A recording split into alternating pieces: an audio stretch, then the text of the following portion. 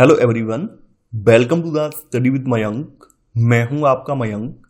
हम लोग आज यहां पर क्लास 8 की एनसीईआरटी ज्योग्राफी स्टार्ट करने वाले हैं। आज आपका यहां पर अध्याय पहला है। यहां पर हम लोग संसाधन के बारे में पढ़ेंगे। तो चलिए स्टार्ट करते हैं आज का वीडियो। देखते हैं हमें क्या क्या डिस्कस करना है यहां पर। तो आज के अध्याय में हम लोग संसाधनों के बारे में पढ़ेंगे। देखिए, हमारे इर्द गिर्द तमाम वस्तुएं मौजूद हैं जिनका उपयोग हम अपनी आवश्यकताओं को पूरा करने के लिए करते हैं। तो वो सभी वस्तुएं जिनका उपयोग हम लोग अपनी आवश्यकताओं को पूरा करने के लिए करते हैं वो संसाधन कहलाती हैं। जैसे जब हमें प्यास लगती है तो हम पानी पीते हैं, जब हमें गर्मी लगती है तो हम फैन ऑन कर देते हैं। तो जो फैन है वो भी अपने आप में एक संसाधन है।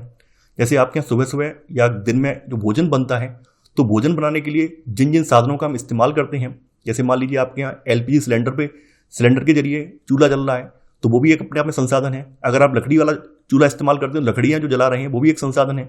जिन बर्तनों में आप खाना पका रहे हैं वो भी अपने आप में एक संसाधन है।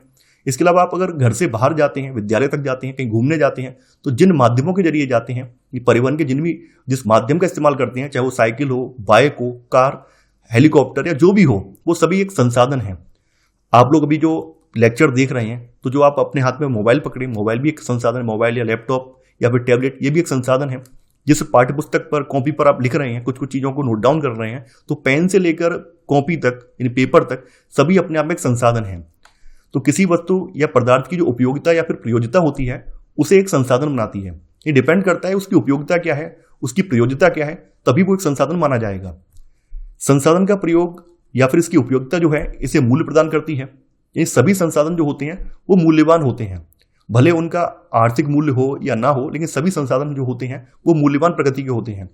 जैसे बताया भी गया है कि कुछ संसाधन ऐसे होते हैं जिनका आर्थिक मूल्य होता है, जबकि कुछ संसाधन ऐसे होते हैं जिनका कोई आर्थिक मूल्य नहीं होता है।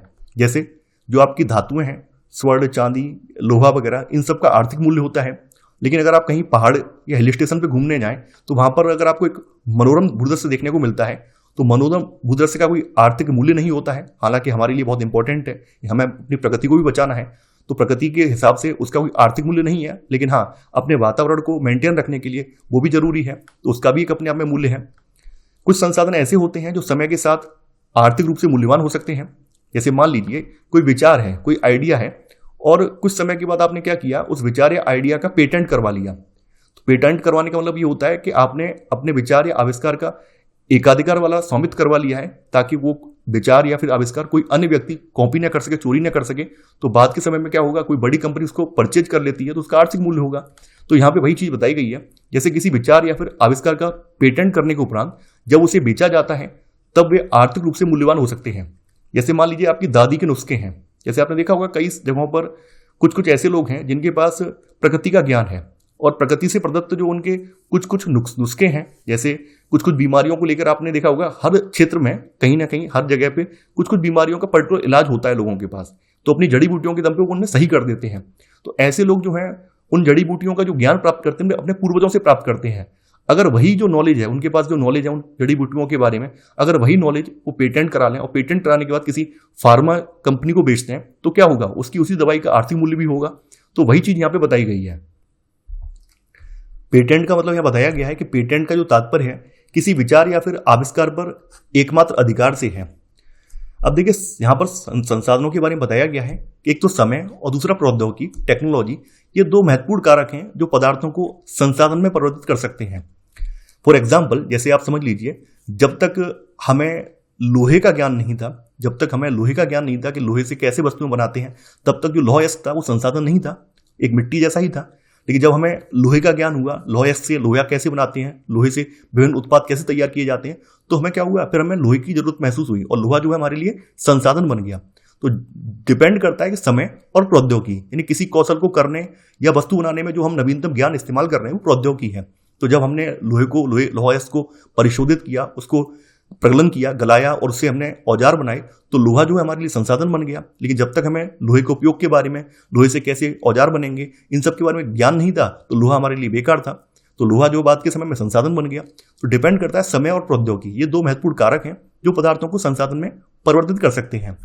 इसके अलावा जो लोग हैं, यानी हम लोग जो हैं, वो स्वयं ही सबसे महत्वपूर्ण संसाधन है। यानी हम लोग ही जो है, हम लोगों के मन में विचार, ज्ञान, आविष्कार, ये सब हमारे अंदर ही है। यानी लोगों के अंदर विचार पनपते हैं, लोग जो है ज्ञान अर्जित करते हैं, आविष्कार करते हैं, खोज करते हैं, जो कि अधिक संसाधनों की रचना करते हैं। यानी हम ही लोगों ने तमाम तरह के आविष्कार किए हैं, अपने विचारों को साझा किया है, ज्ञान शेयर किया है, तो ऐसे करके नए नए आविष्कार किए, नई नई खोजें की हैं, और ऐसे करके हम लोग और अधिक संसाधनों को रच रहे हैं। जैसे आपका मोबाइल फोन हुआ, टीवी हुई, लैपटॉप हुआ, इन सब के क्या हुए, इन सब के आविष्कार ही तो हुए हैं, तो ये अपने आप में एक संसाधन बन गए हैं। इसके अलावा यहाँ पे बताया गया है कि प्रत्येक खोज या फिर आविष्कार जो है, ये बहुत से अन्य खोज और आविष्कार इससे होते हैं। यानी मान लीजिए एक कोई खोज हुई, और एक खोज होने के उपरांत उससे जुड़ी हुई तमाम खोजें, आविष्कार होते चले जाते हैं। जैसे सबसे पहले आग की खोज हुई, तो आग की जब खोज हुई है, तो आग की खोज से हमने क्या किया है, खाने पकाने की पद्धति का प्रचलन हुआ है। आग की खोज से हम लोग जो जंगली जानवर हैं उनको दूर भगा पाए हैं। तो एक खोज से हमने कई सारे काम किए हैं। जैसे पहिए का आविष्कार हुआ, तो पहिए के आविष्कार की वजह से क्या हुआ, पहले पहिए कैसे बनाए गए, पहले पहिए पत्थर के बने होते थे, बाद के समय लकड़ी के बनाए गए। फिर जैसे जैसे धातुओं का विकास हुआ, धातुओं के पहिए बनने लगे। आज के समय में आप देखते होंगे जो आपके गाड़ियों के टायर हैं वो रबड़ के बने होते हैं। तो ये क्या है, पहिए का इवोल्यूशन है। तो पहिए के आविष्कार से अंततः परिवहन की जो नवीनतम विधियां हैं, इनका विकास हुआ। तो यहाँ पे वही चीज है कि प्रत्येक खोज या आविष्कार से बहुत सारे अन्य खोज और आविष्कार होते हैं। यहाँ पे प्रौद्योगिकी का मतलब बताया गया है कि किसी कौशल को करने या फिर वस्तु बनाने में नवीनतम ज्ञान का उपयोग करने की जो कला है, वो प्रौद्योगिकी कहलाती है। अब देखिए यहाँ पर संसाधनों के प्रकार बताए गए हैं, टाइप्स ऑफ रिसोर्सेज। देखिए सामान्यतः जो संसाधन है, इनको प्राकृतिक, मानव निर्मित और मानव में वर्गीकृत किया गया है। यानी संसाधन जो है आपके प्राकृतिक है, नेचुरल है, मानव निर्मित है, या फिर मानव में इनको डिवाइड किया गया है। तो सबसे पहले बात करते हैं प्राकृतिक संसाधनों की। देखिए जो संसाधन प्रकृति से हमें प्राप्त होते हैं और उनके अंदर हमें बहुत ज्यादा संशोधन नहीं करना पड़ता है, यानी अधिक संशोधन के बिना ही हम उनको उपयोग में ला सकते हैं, वो प्राकृतिक संसाधन कहलाते हैं। जैसे वायु, जिससे हम सांस लेते हैं, जिससे हम प्राणवायु ऑक्सीजन ग्रहण करते हैं, तो वायु भी एक संसाधन है।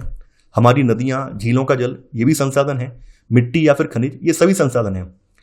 इन संसाधनों में से बहुत से ऐसे प्राकृतिक संसाधन हैं जिनको हम सीधे उपयोग में ला सकते हैं, और कुछ ऐसे प्राकृतिक संसाधन हैं जिनमें थोड़ा बहुत परिशोधन करके बाद में हम उनको इस्तेमाल करते हैं। अब देखिए प्राकृतिक जो संसाधन है, इनका वितरण पूरी पृथ्वी पर एक समान नहीं है। यानी इनका वितरण जो है भूभाग, जलवायु, ऊंचाई जैसे अनेक जो भौतिक कारक हैं, इन पर निर्भर करता है। और इन कारकों में विभिन्नता होने की वजह से जो संसाधनों का वितरण है वो असमान है। जैसे आप देखते होंगे कुछ कुछ राज्यों में कुछ कुछ तत्वों की प्रधानता है, कुछ कुछ राज्य जो है वो कोयले के भंडार से अच्छे खासे कोयला का भंडार है उनके पास, किसी राज्य के पास लौह भंडार अच्छा खासा है, कोई ऐसे राज्य हैं जैसे उत्तर प्रदेश की बात करें, उत्तर प्रदेश के जो गंगा के मैदान है वहां पर संसाधनों की कमी है। तो यहाँ पर वही चीज है कि संसाधनों का जो वितरण है वो असमान है, और असमान होने के पीछे भौतिक कारक हैं, यानी भूभाग, जलवायु और ऊंचाई, ये कुछ भौतिक कारक हैं जिनकी वजह से संसाधनों का वितरण असमान है। इसके अलावा विभिन्न समूहों में प्राकृतिक संसाधनों का वर्गीकरण उनके विकास और प्रयोग के स्तर, उद्गम, भंडार और वितरण के अनुसार किया गया है। तो यहां पर हमने विकास और उपयोग के आधार पर संसाधनों को दो वर्गों में डिवाइड किया है। पहले हैं वास्तविक संसाधन, यानी एक्चुअल रिसोर्सेज। वास्तविक संसाधन वे संसाधन होते हैं जिनकी मात्रा ज्ञात होती है और इस समय इन संसाधनों का उपयोग किया जा रहा है, ऐसे संसाधन वास्तविक संसाधन कहलाते हैं। जैसे जर्मनी के रूर प्रदेश में कोयला है जिसका हम अभी वर्तमान में इस्तेमाल कर रहे हैं। पश्चिमी एशिया में खनिज तेल है जिसका हम खनन कर रहे हैं।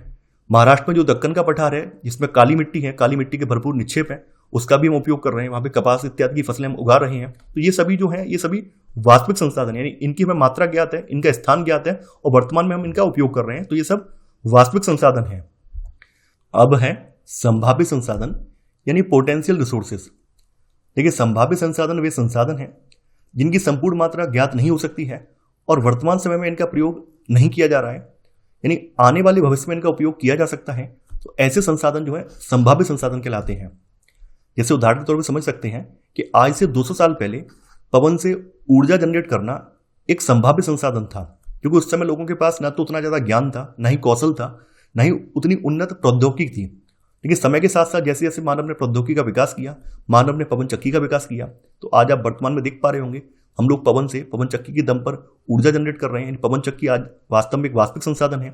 ऐसे आज से लगभग 100-125 साल पहले जो सूर्य की किरणें हैं, इनसे ऊर्जा जनरेट करने का एक सपना था कि सूर्य जो सौर विकिरण है इससे हम ऊर्जा जनरेट कर पाएंगे। तो बाद में जब आविष्कार हुए तो फोटोवोल्टिक सेल का आविष्कार हुआ, तो आज आप वर्तमान में सोलर सेल देख रहे हैं। सोलर सेल से एनर्जी जनरेट की जा रही है, सूर्य के प्रकाश से एनर्जी जनरेट की जा रही है। तो आज ये सब जो है वास्तविक संसाधन बन चुके हैं, यानी एक समय एक संभावित संसाधन थे, आज ये वास्तविक संसाधन बन चुके हैं। तो यहाँ पे वही चीज बताई गई है, जैसे लद्दाख में पाया गया यूरेनियम संभावित संसाधन का एक उदाहरण है, यानी कि ऐसी संभावना है कि वहां पर यूरेनियम पाया हो सकता है। तो यूरेनियम जो है वहां का एक संभावित संसाधन है। इसके अलावा सबसे अच्छा एग्जाम्पल यहाँ पे जल का दिया गया है कि जल भी भविष्य का ऊर्जा संभावित संसाधन है। अब आप लोगों के मन में विचार आएगा कि जल ऊर्जा संभावित संसाधन कैसे हो सकता है। देखिए, जल की रासायनिक संरचना आप लोग जानते हैं। जल का रासायनिक सूत्र H2O होता है। इसमें 2 अणु हाइड्रोजन के और 1 अणु ऑक्सीजन का होता है। और जैसा कि आप न्यूज़पेपर वगैरह में सुनते होंगे, पढ़ते होंगे कि जो आपके रॉकेट वगैरह अंतरिक्ष में भेजे जाते हैं उनमें ईंधन के रूप में तरल हाइड्रोजन का इस्तेमाल किया जाता है।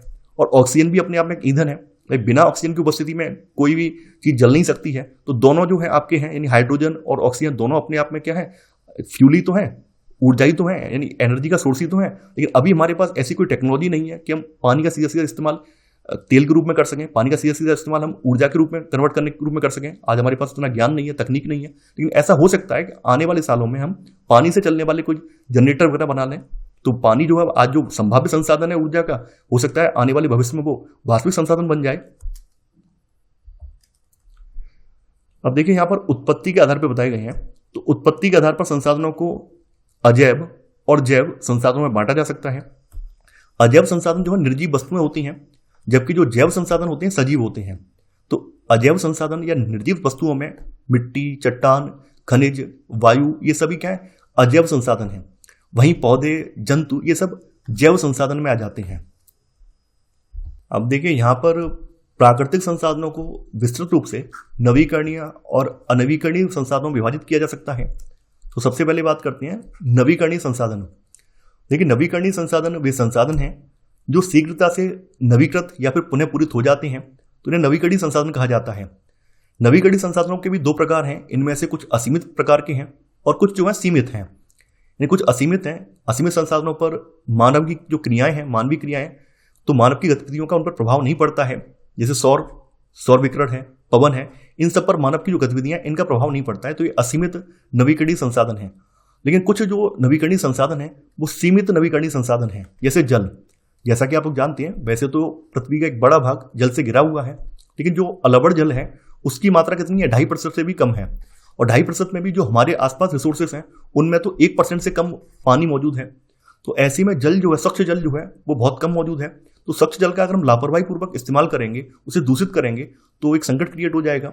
उसको पुनर्चक्रण करने में, उसको नवीकृत होने में बहुत लंबा समय लगेगा। और अगर जल दूषित हो जाएगा तो जल दूषित होने से हमारे सामने जो पीने योग्य पानी है उसका संकट हो जाएगा। तो जल जो है नवीकरणीय संसाधन है, लेकिन सीमित नवीकरणीय संसाधन है। ऐसी मिट्टी है, अगर हम उपजाऊ मिट्टी को बंजर बना देंगे, उपजाऊ मिट्टी के पोषक तत्वों को क्षति पहुंचाएंगे, तो क्षति पहुंचाने की वजह से क्या होगा, जो उपजाऊ मिट्टी का जो साइकिल है वो बिगड़ जाएगा। और उपजाऊ मिट्टी का जो उर्वर क्षमता है वो खराब हो जाएगी, तो फसलें नहीं उग पाएंगी। तो उपजाऊ मिट्टी को उपजाऊ बनने में भी कई हजार साल का समय लग जाता है। तो यहाँ पे वही चीज बताई गई, जैसे जल, मृदा, वन, अगर इनका लापरवाही से इस्तेमाल हम लोग करते हैं या फिर उनका अंधाधुंध दोहन करते हैं, तो ये सब उनके भंडार को प्रभावित कर सकता है। तो ये जो संसाधन है ये सीमित नवीकरणीय संसाधन बोले जाते हैं। इसके बाद है अनवीकरणीय संसाधन। देखिए, अनवीकरणीय संसाधन वो संसाधन है जिनके भंडार सीमित हैं, यानी अगर इनके भंडार एक बार समाप्त हो जाएंगे तो उन्हें फिर से भरने में, नवीकृत होने में हजारों या लाखों सालों का समय लग जाएगा। जैसे कोयला है, पेट्रोलियम है, प्राकृतिक गैस है, तो ये सब जो है आपके अनवीकरणीय संसाधन है। यानी अगर एक बार ये समाप्त हो जाएंगे तो इनको बनने में, इनको पुनः पूर्ति होने में लाखों करोड़ों साल का समय लग जाएगा। संसाधनों का वितरण के आधार पर अगर हम विभाजन करें तो ये सर्वव्यापक और स्थानिक हो सकते हैं।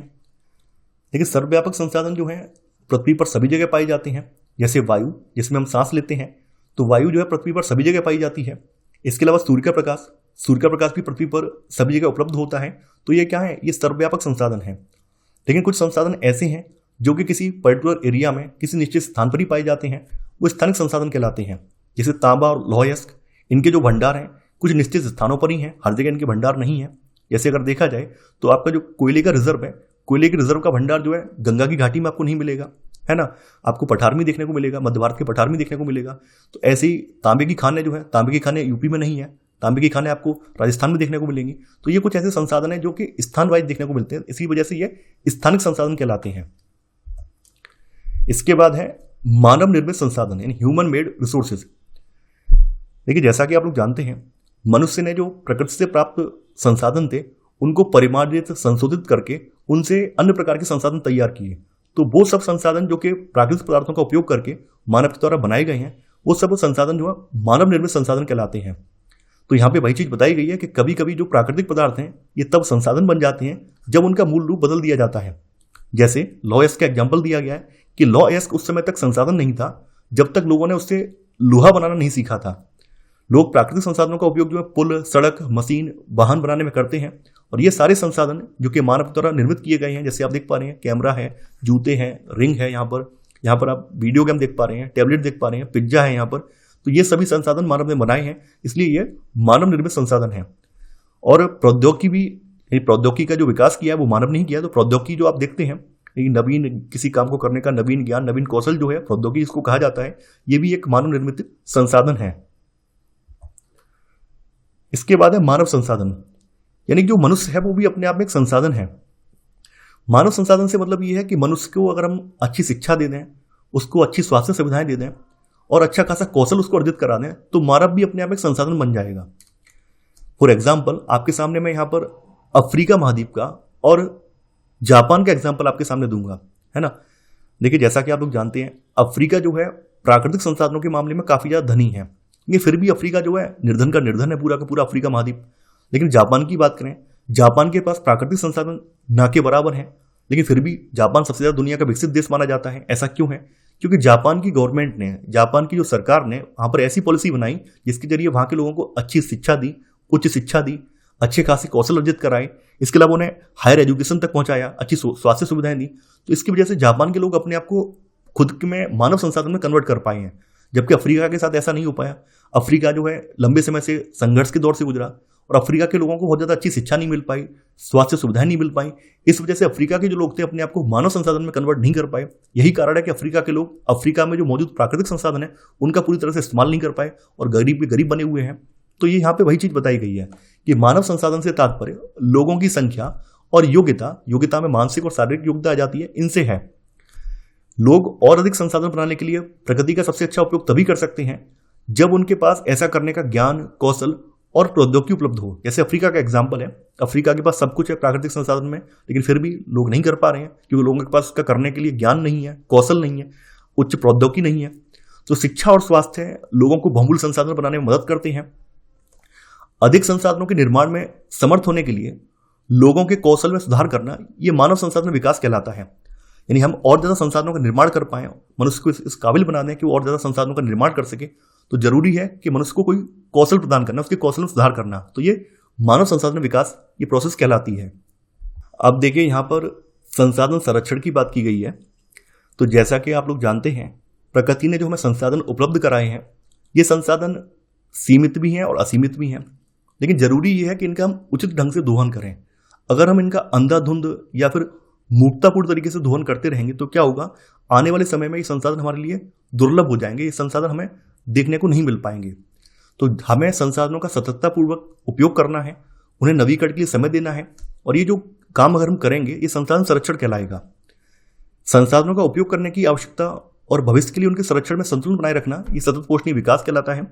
सतत पोषणीय विकास से अभिप्राय ये है कि हम अपनी जो वर्तमान की जरूरतें हैं उनको भी पूरा कर लें और भविष्य में भी जो हमारी जरूरतें वो भी हमारी पूरी होती रहें। तो इस तरह की जो पद्धति हम अपनाएंगे ये सतत पोषणीय विकास कहलाएगी।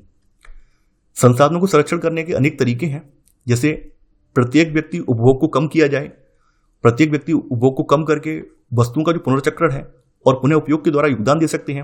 यहाँ पे साइकिल भी बना हुआ, रिसाइकिल, रिड्यूस, रीयूज। रिसाइकिल का मतलब पुनः चक्रित करना है, रिड्यूस का मतलब उनकी मात्रा कम करनी है, रीयूज का मतलब दोबारा यूज करना है। तो इस प्रक्रिया के जरिए भी हम संसाधनों को संरक्षित कर सकते हैं। अब यहाँ पर सतत पोषणीय विकास के बारे में बताया गया है। तो यहाँ पर मैंने जो बताया था कि संसाधनों का सावधानीपूर्वक उपयोग करना, ताकि न केवल वर्तमान पीढ़ी की बल्कि आने वाली जो भविष्य की पीढ़ी है उसकी आवश्यकताएं भी पूरी होती रहें। तो ये जो प्रक्रिया है सतत पोषणीय विकास, सस्टेनेबल डेवलपमेंट कहलाती है। यहाँ पर सस्टेनेबल डेवलपमेंट के कुछ सिद्धांत दिए गए हैं। जैसे बताया गया कि जीवन के सभी रूपों का आदर और देखभाल करना, मानव जीवन की गुणवत्ता को बढ़ाना, पृथ्वी की जीवन शक्ति और विविधता का संरक्षण करना, प्राकृतिक संसाधनों के हिनास को कम से कम करना, पर्यावरण के प्रति व्यक्तिगत व्यवहार और अभ्यास में परिवर्तन करना, समुदायों को अपने पर्यावरण की देखभाल करने योग्य बनाना, यानी जो विभिन्न समुदाय हैं पृथ्वी पर मौजूद हैं, तो उनको अपने पर्यावरण की देखभाल करने योग्य बनाना, तो ये सब जो है सतत पोषणीय विकास के अंतर्गत आ जाते हैं। तो इसी के साथ हमारा अध्याय पहला कंप्लीट हो जाता है। देखिए, अब आपको कोई नोट्स बनाने की आवश्यकता नहीं है, आप सीधे सीधे हमारे टेलीग्राम चैनल पर जाकर नोट्स परचेज कर सकते हैं। इस अध्याय से संबंधित जो आपका अभ्यास प्रश्नों वाला वीडियो है, उसका लिंक मैंने यहाँ पर थंबनेल में दे दिया है। आप उस थंबनेल पर जाकर उस वीडियो को देख सकते हैं, ताकि आपने जितना यहाँ पर सीखा है उसका अभ्यास कर पाएं। तो मैं आशा करता हूँ कि आपको ये सीरीज समझ में आ रही होगी। आप लोग इस वीडियो को लाइक और शेयर करना बिल्कुल नहीं भूलेंगे। तो आज के लिए बस इतना ही। Thanks for watching. जय हिंद।